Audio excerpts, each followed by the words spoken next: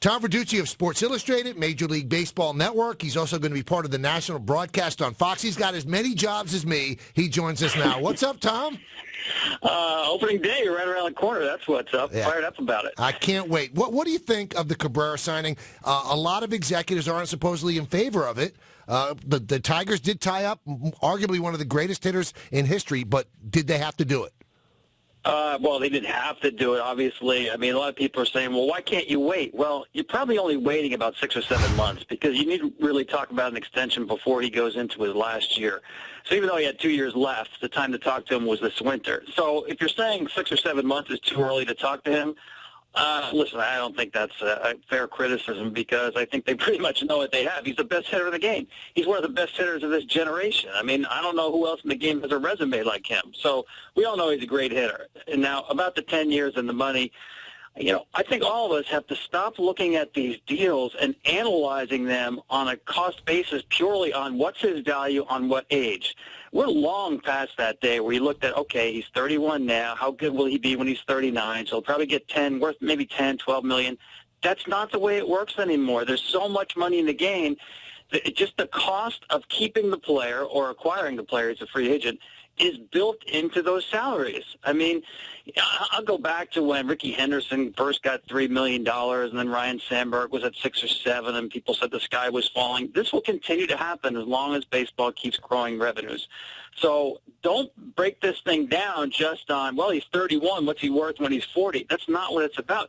What it's about is, believe it or not, Michael, the game is growing revenues faster than they're paying the players. Now think about that. If you think these salaries are all out of whack, the players are actually getting a smaller piece of the pie. I mean, this is because we've gone crazy for sports in this country.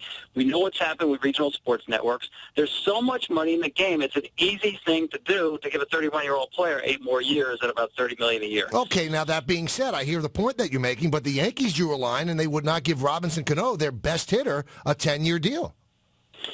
Yeah, and again, I'm going to separate, as good as Robbie is, I'm going to separate Cabrera from everybody else in baseball. You know, it's not to say the Yankees made a bad decision or that Cano is going to fall off a cliff faster than Miguel Cabrera. I think this guy, Cabrera, is just you'll be measuring him when he's done against the all-time greats of the game, not against his peers. I truly believe that. So it's not quite apples and apples, but I get it. Everybody has a point where they said, you know what, we're being very generous to you. We're not going to go farther than we have. And the Yankees did that with Cano for whatever reason. They had their reasons, I'm sure, whether they were made publicly or not, and I can't criticize them for that. All right, let's go to right now who's one of the regional covers on Sports Illustrated, and that's Tanaka. What is your feel about him, and what maybe did you learn that you didn't know when he first signed with the Yankees? Oh, well, first of all, I'm really impressed with him. Not just the stuff, because I think anybody can see that, but the way he just adapted so quickly, the fact that he really wants to be in the major leagues, in the States, in New York. I just got nothing but really good vibes from him. And I like what Brian Cashman told me. He said, you know, at this point, and this is only after about 2 or 3 weeks of spring training, it's really just about the batter-pitcher matchup. It really is just about the baseball. Now, he will have adjustments, obviously, with the schedule and the travel, and more importantly, I think, the depth of the lineups and the power over here. But if it is just about baseball, that's the best-case scenario because you go in wondering, well, what about the cultural differences? You know, what about, you know, just the language barrier, all those things that come into play. And I think he's pushed those kind of concerns aside.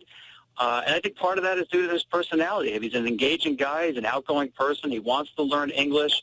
The biggest thing, my takeaway, was that he really, really likes where he's at. He's not fighting changes to his throwing program or wondering why we do things differently here than back home. I think he's in a great frame of mind. I think early on, guys, in the season, he's going to be terrific. I mean, like I said, his stuff is really, really good. And very few guys now throw the split. I mean, it's gotten to the point where a lot of organizations take it away from young players because they think players get hurt with the elbow injuries. But players that don't grow up or don't get trained to hit the splitter. And he's got what some people are telling me is the best splitter in the world. Now, I think his fastball is a little straight. That will get hit. You know, he will give up some home runs. But I think he's going to have some dominating games early. And the key for me is what's left in the tank in August and September, because pitching every 5th day instead of every 7th day in a longer schedule, deeper lineups, I think there has to be an accumulating effect on that late in the year.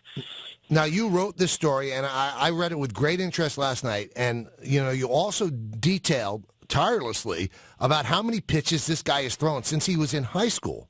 And, no one has thrown pitches like this. Nobody has thrown innings like this at this age. He's 25. But here's the thing that struck me, Tom. So Major League Baseball, protects their pitchers as if they're China dolls. It's unbelievable. And instead, though, the same teams, like the Yankees, who shut down Jabba Chamberlain and had the Jabba rules, they're in line with 7 other people in Beverly Hills to throw all this money at this guy for something that they won't let their own pitchers do. What's up? Why? That was the thing that most fascinated me, and you nailed it. If you drafted a player out of high school like Tanaka at 18 years old and worked him and had pitch counts the way that he was worked, everybody in the organization would get fired. Everybody. From the Class A manager up to the general manager, they'd all be wiped out because you just wouldn't do that over here. But, in fact, that's the way he grew up. That's the way he's trained. You just have to think that, over there they do throw so much, so it's not unusual that the guys who don't make it through, they're weeded out early in the process over there. They break down at an early age. So the ones who make it through are really the survivors. And you got to believe that he's gotten through or gotten over the hump that exists over there. And, I think Kuroda is a good example. Kuroda threw kind of the same number of pitches and innings and worked real hard. And here he is. He's never really had anything wrong with his elbow or shoulder pitching at 39.